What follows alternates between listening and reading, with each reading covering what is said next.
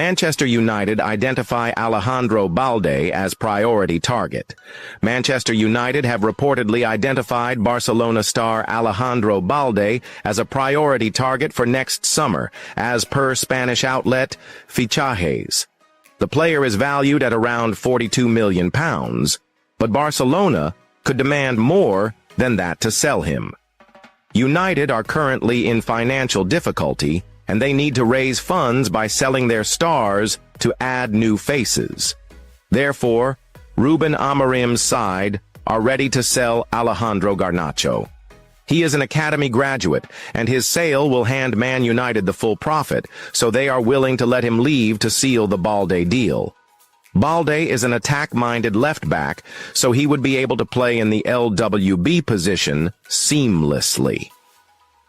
The Spaniard is still just 21, but already has ample experience at the highest level. He has been playing a key role in Hansi Flick's starting 11 this season, making 7 goal contributions and keeping 4 clean sheets in all competitions. Balde is a talented player and possesses the potential to reach the top. Therefore, he would be a shrewd acquisition for Manchester United if they purchase him. However, he has had injury problems in recent times, so Amorim's side need to be careful about that before making a move for him. It is going to be interesting to see whether the record Premier League champions eventually go for him to reinforce the LWB position ahead of next season. Hannibal Mejbri's redemption, from United outcast to Burnley's midfield maestro. In the unpredictable world of football, few stories are as compelling as that of Hannibal Mejbri. Once hailed as one of Manchester United's most promising academy talents, the Tunisian midfielder's career has taken a winding path since his €5 million move to Old Trafford in 2019. Now, at Burnley, Hannibal is finally showcasing the talent that made him such a coveted prospect, playing a pivotal role in the Clarets' promotion push and reigniting hopes of a Premier League return. From Old Trafford to Turf Moor, a journey of resilience. Hannibal's time at Manchester United was a mixed bag. After joining the club's youth setup from Monaco, he made 13 senior appearances, scoring a memorable goal against Brighton in September 2023. However, his progress stalled during a disappointing loan spell at Sevilla, where he struggled for minutes and failed to make an impact. Last summer, United decided to cut their losses, selling Hannibal to Burnley for an undisclosed fee. For the 21-year-old, it was a chance to reboot his career, and he has seized the opportunity with both hands. Hannibal's impact at Burnley, a key cog in the machine. Under the guidance of Scott Parker, Hannibal has become an integral part of Burnley's midfield. The Clarets are enjoying a stellar season, sitting third in the championship with just 2 defeats in 32 matches and a remarkable defensive record of only 9 goals conceded. Hannibal has featured in 26 of those games, contributing 2 assists and earning plaudits for his energy, technical ability, and tenacity. His standout moment came in the FA Cup against Southampton, where his perfectly weighted pass set up Marcus Edwards for a late winner, sending Burnley into the 5th round. More recently, he delivered a commanding performance in a 2-0 victory over Watford, completing 96% of his passes and creating a key chance. These displays have endeared him to the Burnley faithful, who have described him as a player with bags of potential and a fan favorite. The dark side, controversy and discipline. For all his talent, Hannibal's fiery temperament has often landed him in trouble. His time at Burnley has been no exception. In September, he sparked outrage by goading Leeds United fans after a 1-0 win at Elland Road, a moment that highlighted his combative nature. That fiery streak resurfaced on New Year's Day, when he was sent off for a reckless stamp on a Stoke City player.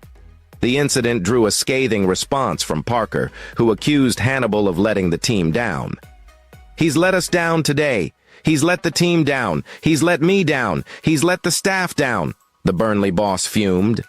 While these moments of indiscipline are a cause for concern, they also underscore the passion and intensity that make Hannibal such a unique player. a fan favorite in the making. Despite his occasional lapses in judgment, Hannibal has won over the Burnley supporters with his commitment and flair. His performance in the derby against Blackburn Rovers earlier this season was a particular highlight, with fans praising his work rate and creativity. As one supporter put it, "He's got that bit of magic in his feet, and he's not afraid to put in a tackle. He's exactly the kind of player we need in this league." The road ahead: a Premier League return. With Burnley firmly in the promotion mix, Hannibal could soon find himself back in the Premier League and facing his former club, Manchester United. For the Tunisian, it would be a chance to prove that United were too quick to give up on him. At just 21, Hannibal's best years are still ahead of him. If he can channel his aggression and continue to develop his game, he has the potential to become a top-tier midfielder. Whether that future lies at Burnley or elsewhere remains to be seen. But one thing is certain: Hannibal Mejbri is a name to watch. Conclusion: a tale of redemption. Hannibal Mejbri's journey is a testament to the resilience and determination required to succeed in football. From the highs of Old Trafford to the lows of Sevilla, he has faced setbacks and criticism, but emerged stronger on the other side. At Burnley, he has found a platform to showcase his talent and rebuild his career. As the Clarets push for promotion, Hannibal's performances will be crucial, and if they succeed, he may just get the chance to show Manchester United exactly what they've been missing. Manchester United's FA Cup journey continues. Fifth round date: confirmed. Manchester United's quest for a third consecutive FA Cup final appearance remains alive, but the path to Wembley is far from straightforward. After a nervy and controversial victory over Ruud van Nistelrooy's Leicester City in the fourth round, the Red Devils have been handed a home tie against Marco Silva's Fulham. The clash, set for Sunday, March 2nd at 16:30 GMT, promises to be a stern test for Ruben Amorim's side, who are desperate to salvage something from a turbulent season. A narrow escape against Leicester United's progression to the fifth round was anything but convincing. A last-gasp header from Harry Maguire, shrouded in controversy due to a potential foul in the build-up, secured a 1-0 win over Leicester. The performance, however, left much to be desired, with United once again struggling to impose themselves at Old Trafford. For Amorim, the result was a reminder of the fine margins that define cup football. While the Portuguese coach will be relieved to keep their FA Cup hopes alive, he knows that significant improvements are needed if United are to overcome Fulham and continue their defense of the trophy. Fulham, a familiar foe. United's recent history with Fulham offers both encouragement and caution. The Red Devils have already beaten the Cottagers twice this season, but both victories were hard-fought and far from convincing. On the opening day of the Premier League campaign, Joshua Zirkzee's late winner handed Erik ten Hag's side a 1-0 victory, setting the tone for what many hoped would be a successful season. The reverse fixture at Craven Cottage in November was equally tense, with Lisandro Martinez's deflected long-range strike proving the difference in another narrow 1-0 win. The two sides also met in last season's FA Cup quarter-finals, in a match that will live long in the memory. Fulham appeared to be on course for a historic victory, leading 1-0 with just 15 minutes remaining. However, a dramatic collapse saw Willian and Aleksandar Mitrovic sent off, paving the way for a stunning United comeback. Bruno Fernandes scored twice, either side of Marcel Sabitzer's strike, to secure a 3-1 win and send Old Trafford into raptures. The stakes: a season-defining opportunity for Amorim, the FA Cup represents arguably the best chance of silverware this season. With Liverpool, Arsenal, Chelsea, and Tottenham already eliminated, United are among the favourites to lift the trophy. However, Fulham will be no pushovers. Marco Silva's side have been impressive this season, sitting 7 points above United in the Premier League table. With players like João Palhinha, Andreas Pereira, and Raúl Jiménez in their ranks, the Cottagers are more than capable of causing an upset. Amorim will need his team to raise their game significantly if they are to progress. Recent performances at Old Trafford have been underwhelming, with United struggling to dominate opponents and create clear-cut chances. The Portuguese coach will be hoping for a repeat of last season's dramatic comeback, but he knows that Fulham will be out for revenge. Key battles, where the game will be won.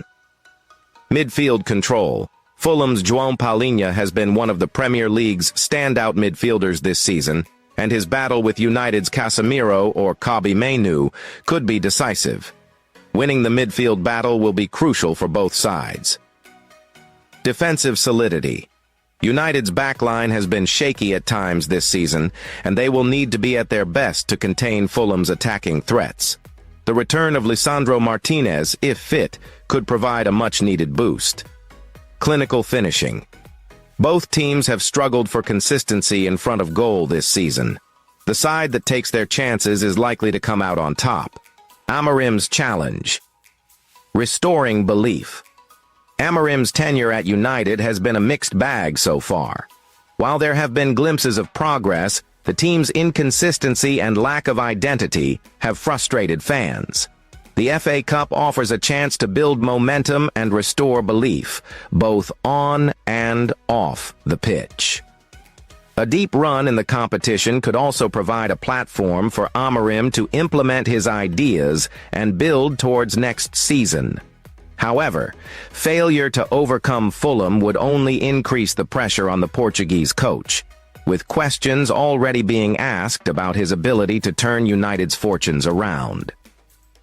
Conclusion. A chance to shine. As United prepare to face Fulham, the stakes could hardly be higher. For Amorim and his players, it's an opportunity to keep their season alive and take a step closer to Wembley. For the fans, it's a chance to dream of another FA Cup triumph, a reminder of the glory days that feel increasingly distant. Fulham will be no easy opponents, but if United can rise to the occasion, they have the quality to progress. The question is, can they finally deliver a performance worthy of the famous red shirt? Ruben Amorim's approach at Manchester United. A new era of professionalism and change.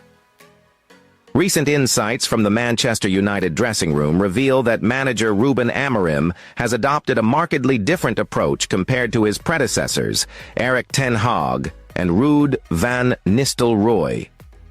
The Portuguese coach is reportedly maintaining a professional distance from most of the squad as he prepares for significant changes this summer. This reserved stance contrasts sharply with the more personal relationships cultivated by his predecessors, reflecting Amorim's methodical and pragmatic style as he navigates a challenging season at Old Trafford. Ten Hag's tenure. Bonds amidst tensions. Erik ten Hag's time at Manchester United was a roller coaster of achievements and challenges. Known for his gruff demeanor in interviews and a no-nonsense approach to management, ten Hag frequently clashed with high-profile players such as Marcus Rashford and Jadon Sancho. However, despite these publicized tensions, the Dutchman was respected for his ability to forge strong bonds with certain players, particularly those he brought to the club or developed from the academy. Ten Hag's influence was particularly evident in the development of Alejandro Garnacho and Kobbie Mainoo. Both academy graduates flourished under his guidance, playing pivotal roles in United's FA Cup triumph over Manchester City last season. While his tenure ended on a sour note with his dismissal in October, ten Hag left behind a legacy of loyalty and player development that resonated with many within the squad. Van Nistelrooy's brief but impactful stint. Before Amorim's arrival, Ruud van Nistelrooy served as interim manager for 2 weeks. Despite the brevity of his tenure, Van Nistelrooy left a positive impression on the squad through his excellent man management skills. Players appreciated his approachable nature, with senior figures like Casemiro reportedly valuing their interactions with him. Van Nistelrooy's personable style provided a stark contrast to Amorim's more reserved approach, highlighting the varied leadership styles that have shaped United in recent months. Amorim's reserved approach, a strategic choice. Ruben Amorim stepped into the managerial role at Manchester United in November, during a turbulent period for the club. Known for his success at Sporting CP, where he led the team to 2 Primera Liga titles and multiple domestic cups, Amorim arrived with high expectations. However, his tenure so far has been marked by struggles on the pitch and a deliberate effort to maintain professional boundaries within the squad. Amorim himself has acknowledged that his mid-season arrival has hindered his ability to build deeper connections with players. Sometimes, that detail is really important, he explained. Pre-season, spending 3 weeks together, creating something new. It's really hard to win without that feeling. The Portuguese manager emphasized the importance of time and shared experiences in fostering team cohesion, something he hopes to achieve during United's upcoming pre-season tour in America. This professional distance appears to be part of a broader strategy as Amorim prepares for an extensive squad overhaul this summer. Reports suggest that he is intentionally avoiding close attachments with most players due to anticipated departures and arrivals during the transfer window. However, exceptions exist. Bruno Fernandes and Diogo Dalot, both Portuguese internationals, are said to share a natural camaraderie with their compatriot manager. Challenges on the pitch. Amorim's tenure at Old Trafford has not been without its challenges. His preferred 3-4-3 formation, which brought him success at Sporting CP, has struggled to yield results at Manchester United due to the squad's limitations in adapting to its high-intensity demands.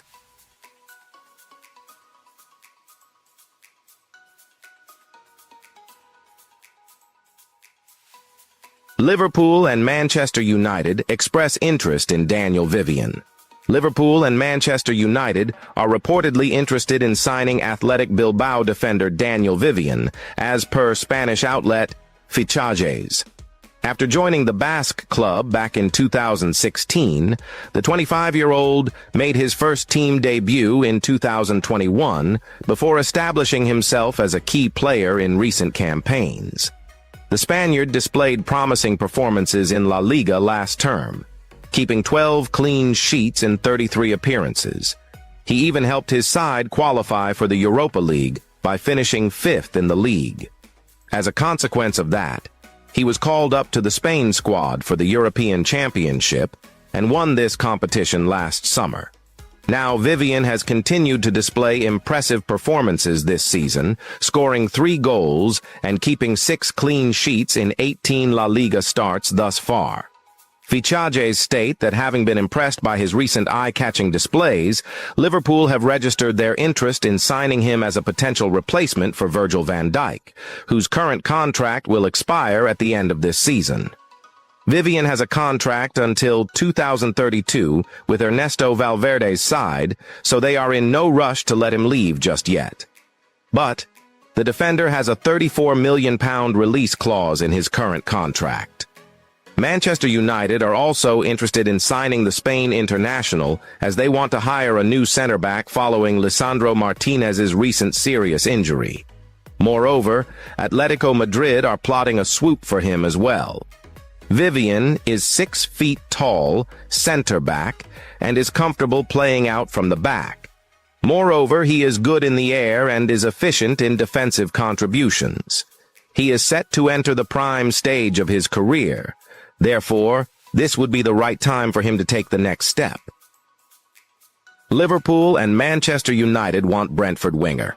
Liverpool and Manchester United could go head-to-head to sign Brentford winger Bryan Mbeumo at the end of the campaign, according to The Athletic.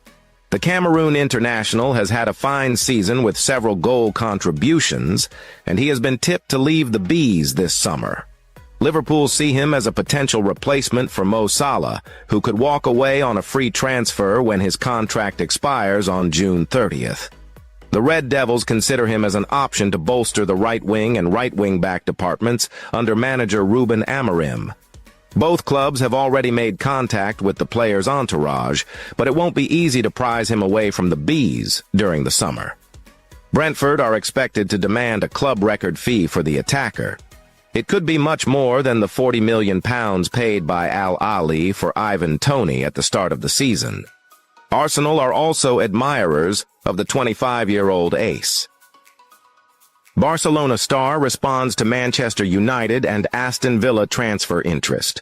Barcelona midfielder Fermin Lopez revealed that he was entirely unaware of interest from other clubs during the January transfer window, insisting that his intention has always been to remain in Catalonia. Lopez has had to fight for his place in Barcelona's first team. As recently as 2023, the sprightly Spaniard was playing in the third tier of his nation's football pyramid while on loan with Linares. Xavi Hernandez included Lopez in Barcelona's preseason squad that summer, where he impressed enough to earn a competitive debut last term. He has not looked back since. A fringe member of the Spain setup which won Euro 2024, Lopez scored 8 league goals last season and already has 5 across all competitions under Hansi Flick's guidance.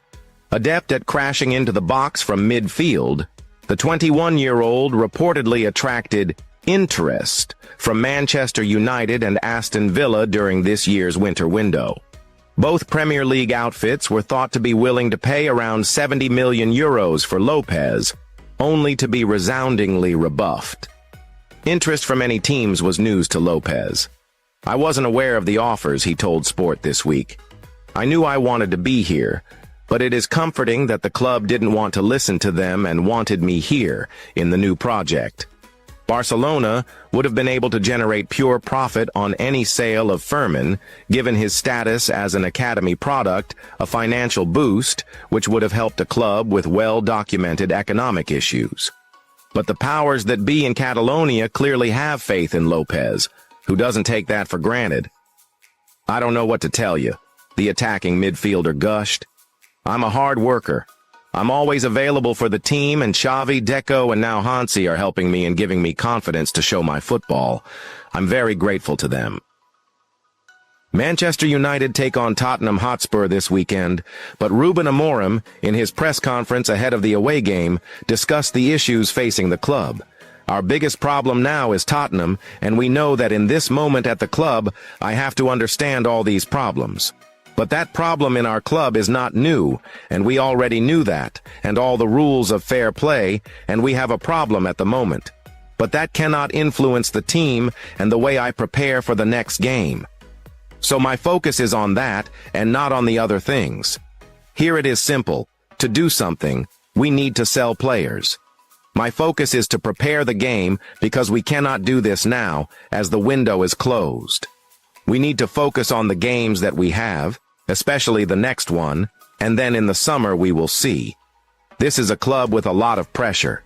In this kind of club, you have to almost have like a base of a team to put in younger players that have come from abroad, that come from a team with a strong base, that can help them with dealing with that pressure.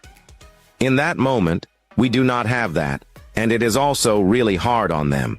You feel it in Dorgu. He was a little bit nervous in the first moment, but if you are playing better as a team and you have a strong core, that can help cope with this, and when we are winning games and are strong in the games, like it was supposed to be at this kind of club, it will be more easy for this kind of players to be free and play their football.